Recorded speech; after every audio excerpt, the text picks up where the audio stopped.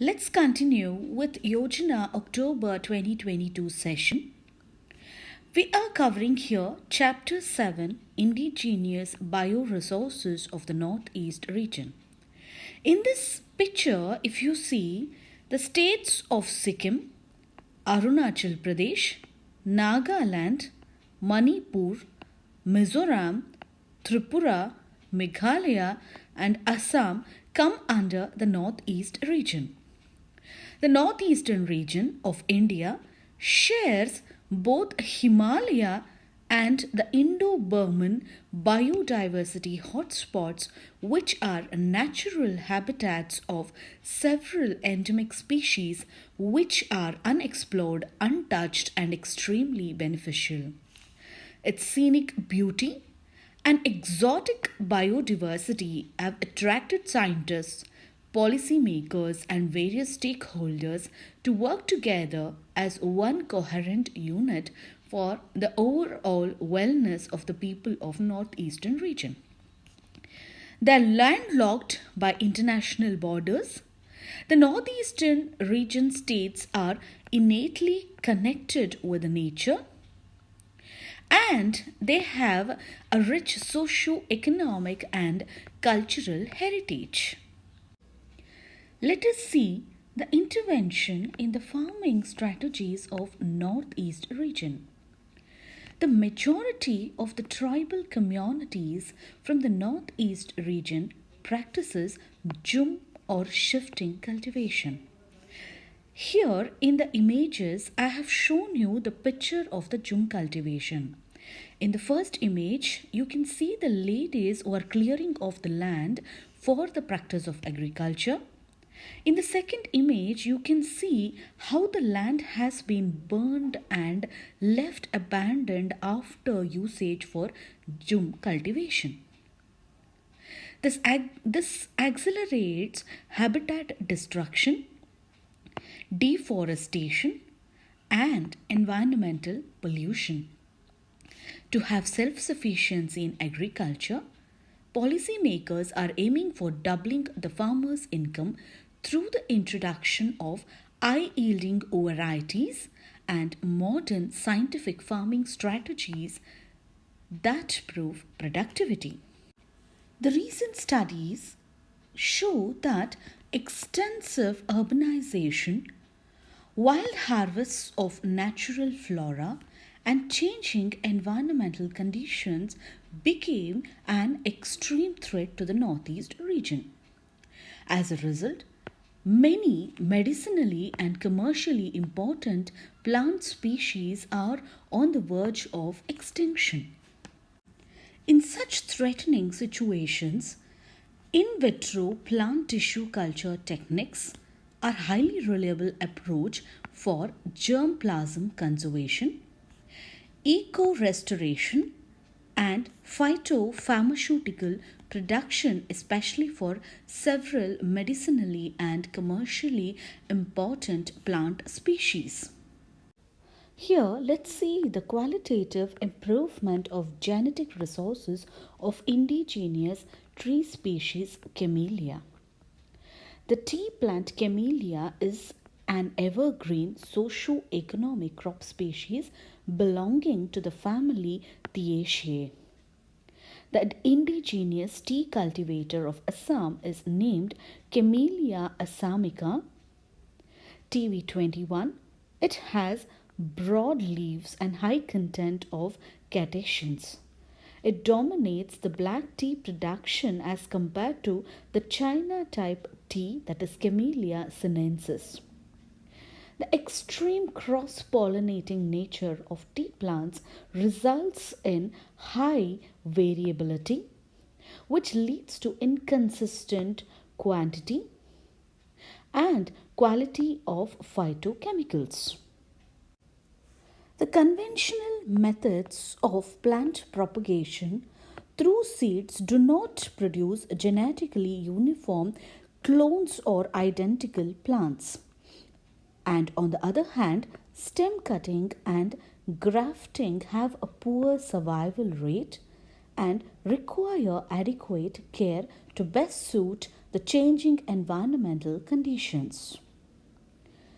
Being a woody perennial, the tea plants require a longer time period to attain reproductive maturity, which causes less success rate of the development of superior clones or plants from existing parent plants following conventional farming strategies. Furthermore, the improvement of genetic constituents and a further selection of superior varieties require several years in conventional breeding practices. In such a scenario, the in vitro tissue culture method not only acts as a potential way of qualitative development of superior plants but can also produce a large number of true to type, that is identical plants in a comparatively shorter duration. The in vitro developed plants could serve as a potential source for the development of pure breeding plants and would also facilitate the consistent production of medicinally important bioactive metabolites independent of seasonal variation. Azadi Rakta indica, that is commonly known as neem plant. It is native to the Indian subcontinent and Southeast Asia. All the parts of the neem tree, that is, the leaves, roots, stems, flowers, fruits, seeds, contain medicinal metabolites and are used for household remedies against various diseases.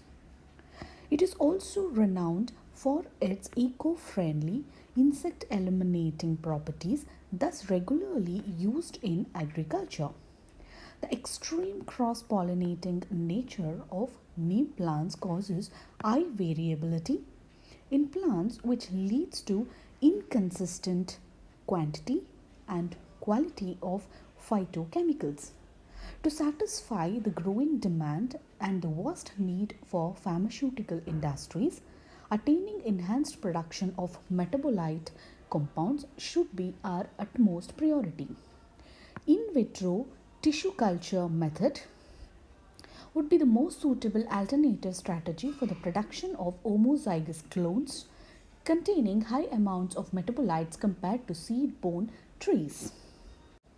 Stevia rebaudiana. It is a medicinally important plant containing low-calorie sweeteners in the leaves. Excess consumption of sucrose in the diet is associated with diabetes and cardiovascular diseases.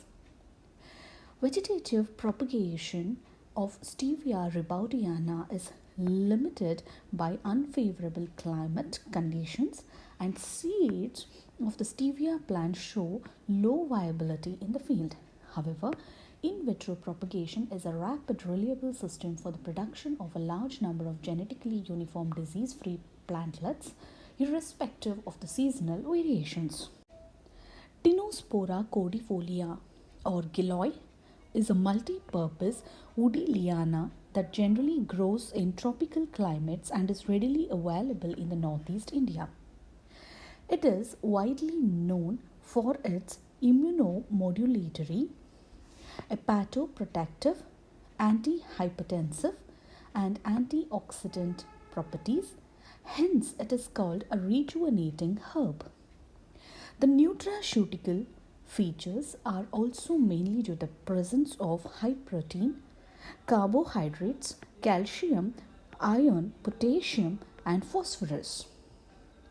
Recent studies show that the consumption of gilloy has increased the recovery rate in dengue and SARS-CoV-2 patients. Musa balbisiana and Musa paradisiacal. The Musa, commonly known as banana, belongs to the family Musaceae and is one of the most widely distributed and consumed fruits with high content of minerals, vitamins, carbohydrates, flavonoids, and phenolic compounds. In Assam, farmers are growing banana commercially due to high profitability. There are around 15 to 20 different varieties of bananas available to Assam. Rutin, a flavonoid, is a naturally present in the banana leaves and has antioxidant properties and is beneficial to the health. Banana leaves also have the potential for use as an inexpensive and new source of bioactive metabolites. To conclude, biodiversity plays a pivotal role in maintaining the ecological balance in nature. Nowadays, indigenous bioresources of the Northeast region have experienced a number of challenges such as habitat destruction due to the ever increasing human population, illegal mining, landslides and overutilization, and illegal trading of medicinal plants. Considering the above alarming situations, ex situ conservation and sustainable utilization of indigenous bioresources of Northeast region should be given the top priority. Thank you.